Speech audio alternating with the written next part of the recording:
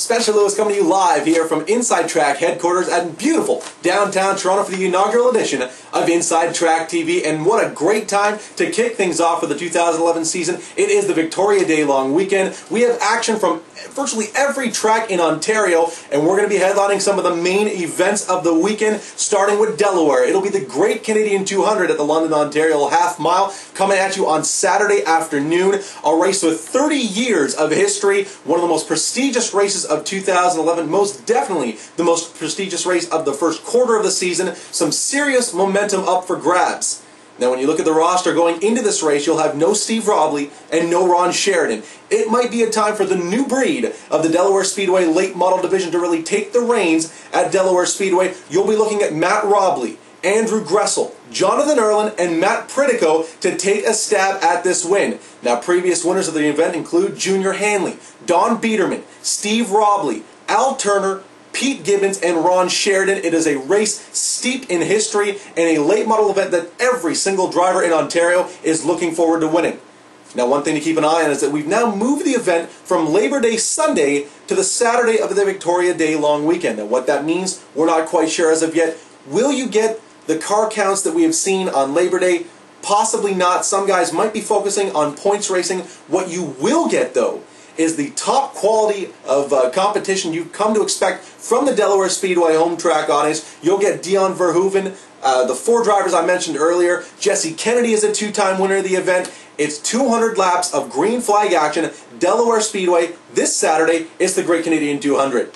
Now, moving on, Sunday we will see the Oscar Super Late Model Tour kick off their 2011 season at Sunset Speedway. And if you've never seen Oscar at Sunset, you're in for a treat. It'll be Oscar's first event of 2011, and if 2010 was any indication, the place will be absolutely jammed. The events in 2010 saw fans hanging from the rafters, and Sunset Speedway officials anticipate the very same for 2011.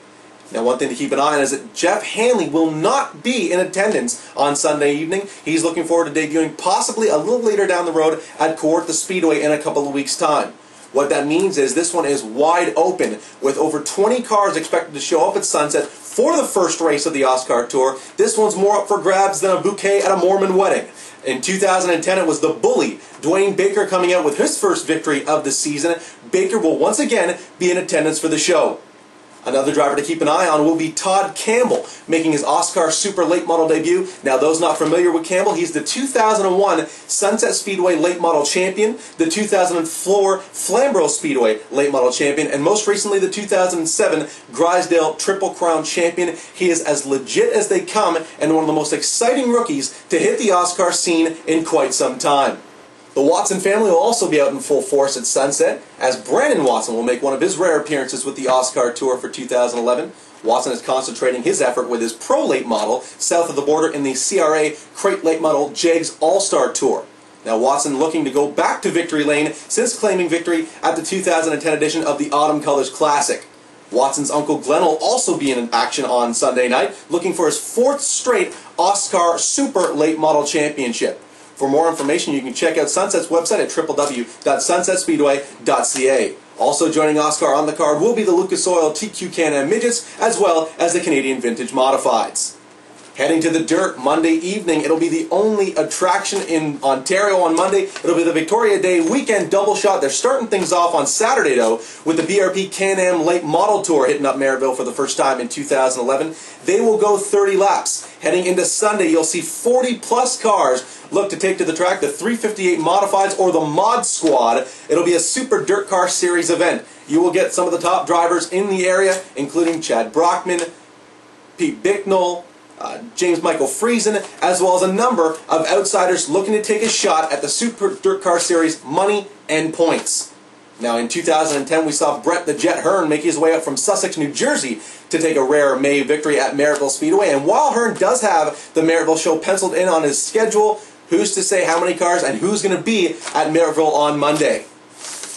Heading south of the border, we also have the ACT Castrol Super Series starting things off for 2011 at the Autodrome Chaudière on Saturday. It's the first time they've opened their season in Valley Junction, Quebec, at the tight bull ring known for huge crowds and passionate fans. Defending champion Carl Allard is back with the series in 2011 after he went to victory lane at Shield twice in 2010.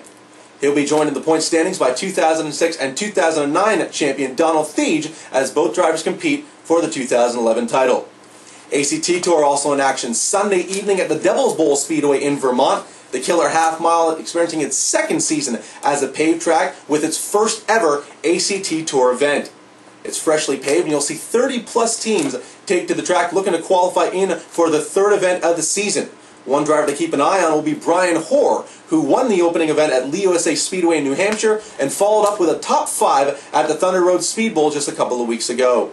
Now, last season they did see late model action at the Devil's Bowl, but it was a Thunder Road Speedway event. This is the first time they'll be in action under ACT sanctioning.